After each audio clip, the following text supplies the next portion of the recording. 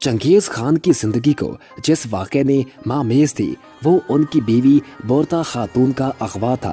वस्ती एशिया के कबायली माशरे में औरतों का अगवा मामूल की बात थी। खुद चंगेज खान की मां को उसका बाप अगवा करके लाया था और फिर उससे शादी की थी। चंगेज खान की बीवी बोरता खातून को एक दुश्मन कबीला उठा कर ले गया था, लेकिन जब वो वापस आई तो एक बच्चे की मां बन चुकी थी।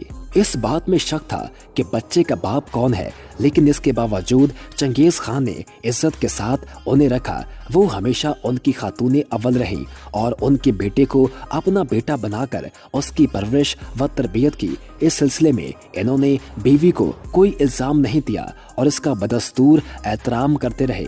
हिंदुस्तानी मुगल अगरचे तुर्की नस्ल से थे, मगर गलती से उन्हें मुगल बनाकर उनकी तुर्की शनाख्त को गुम कर दिया। ये जरूर है कि तैमूरी खानदान ने चंगेज खानदान में शादियां की, जिन पर उनको फख्र भी रहा। मंगोल खानदान की औरतें खाना बदोश कबाइल से ताल्लुक़ रखने की वजह से इंतहाई जफाकश, मेहनती और आज़ाद ख्याल होती थीं। उनके किरदार की ये खसूसियात तैमूरी खानदान की औरतों में भी आईं। तैमूरियों में भी ये रवायात रहीं कि दुश्मन से कब्जे के बाद जब औरतें वापस आती तो उन पर कोई शक नहीं किया जाता था। बाबर की बहन खानजादा बेगम, जिसकी शादी जबरदस्ती शिबानी खान से हुई, तो उसके कत्ल के बाद वो वापस काबुल आई, जहां बाबर ने उसके कदमों में बैठकर उससे अपनी मोहब्बत का इजहार किया। तैमूरी खानदान में बुजुर्ग खवातीन झगड़ों के फैसले भी कराती थी, जैसे खानजादा बेगम ने हुमायूं के भाइयों में होने वाली खाना जंगी को रोकने की कोशिश की।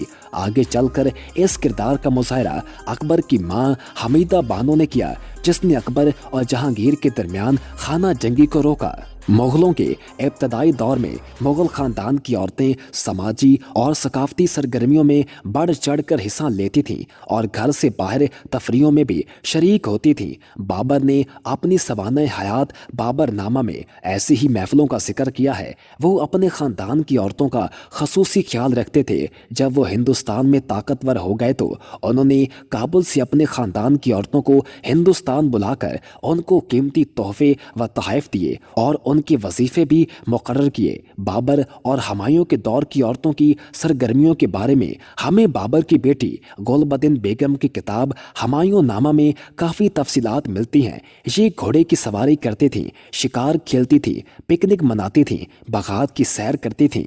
गुलबदिन बेगम ने खानदान में होने वाली शादी ब्याह की रसूमात का भी जिक्र किया है। उसने हुमायूं और हमीदा बानो बेगम की शादी का हाल लिखा है। जब हमीदा बेगम बानो पहली बार हुमायूं के अदाब के लिए उस वक्त उनसे मिली जब वो शेर शाह से शिकस्त खाकर सिंध में जिला वतनी की जिंदगी गुजार रहे थे। पहले ही नजर में वो हमीदा बानो बेगम की मोहब्बत में गिरफ्तार हो गए। जब उसने दोबारा मिलने की फरमाइश की तो हमीदा बानो ने कहला भेजा कि बादशाह के सामने एक मर्तबा बेपर्दा आया जा सकता है, दूसरी मर्तबा नहीं। जब हुमायूं ने उससे शादी की फरमाइश की तो उन्होंने इनकार कर दिया। इस पर खानदान की औरतों ने मिन्नत समाजत करके उससे राजी किया और यूं दोनों की शादी सिंध के शहर पुत्तर में हुई और अकबर उमरकोट के मकाम पर पैदा हुए। मुगल खानदान की औरतों में उस वक्त तब्दीली आई जब अकबर हिंदुस्तान के शहंशाह बने और उन्होंने हिंदुस्तानी रसूम और रवाज इख्तियार किए। राजपूत शहजादियों से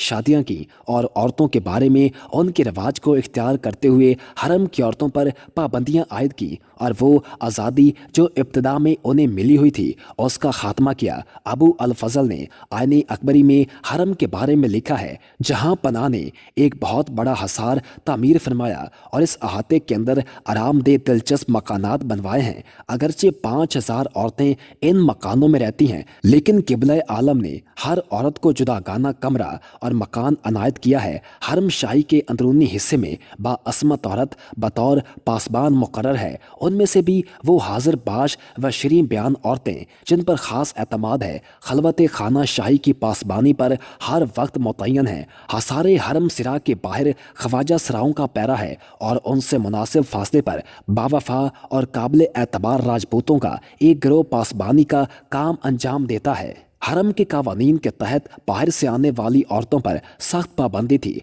इसी तरह हरम की औरतें भी बाहर नहीं जा सकती थीं। ये निज़ाम औरंगजेब तक रहा, लेकिन जब मुगल खानदान का जवाल हुआ तो ये निज़ाम भी टूट गया। अकबर को अपनी दूध पिलाने वाली माओं से बड़ी मोहब्बत थी। ये आंगा कहलाती थी और इनका खानदान कोकल ताश कहलाता था।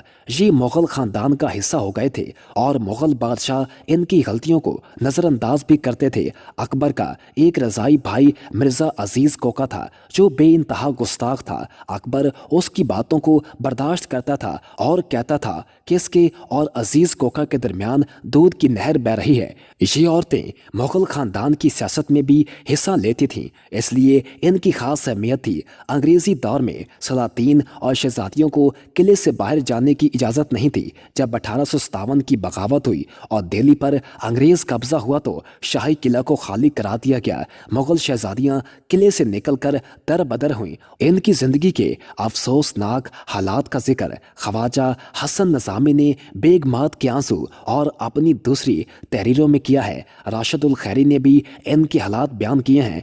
ये तारीख का एक अलमनाक सिलसिला है कि चंगेज़ खान और तैमूर के ख़ानदान और बाबर और अकबर की रवायात हादसात के हाथों ऐसे तबाह हुए कि अब सिर्फ उनका जिक्र रह गया है। वीडियो पसंद आने की सूरत में वीडियो को लाइक कर दें और हमारे चैनल को सब्सक्राइब कर दें और साथ ही बेल के आइकन को प्रेस कर दें ताकि नई आने वाली हर वीडियो आपको मिलती रहा करे।